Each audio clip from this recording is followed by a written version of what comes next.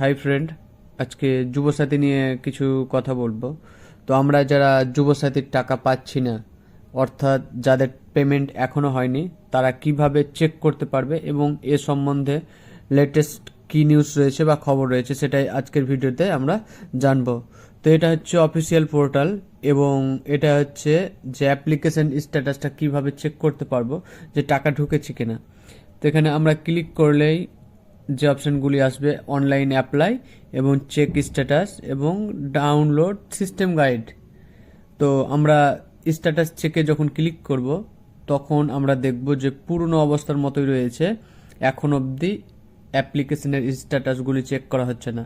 অর্থাৎ কত ফর্ম জমা পড়েছে, কত জন টাকা পেয়েছে এবং টাকা যারা পায়নি তাদের কি করণীয় রয়েছে, এসব বিষয়গুলি এখন আমাদের কাছে ক্লিয়ার নয়।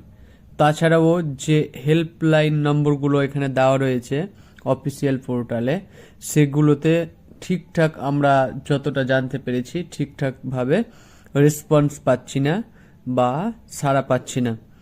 এখানে যে হেল্প ডেস্ক আছে রয়েছে, আপনারা সেখানে হোয়াটসঅ্যাপ করতে পারেন বা আপনারা কল করতে পারেন।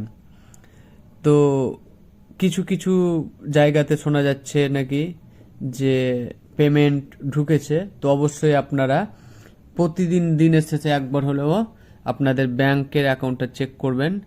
এবং পূর্বে আমরা দেখেছি যে অনেক স্কিমের টাকা কিন্তু শেষ মুহূর্তে, মাসের শেষ মুহূর্তেও ঢুকেছে, এরকমও খবর রয়েছে।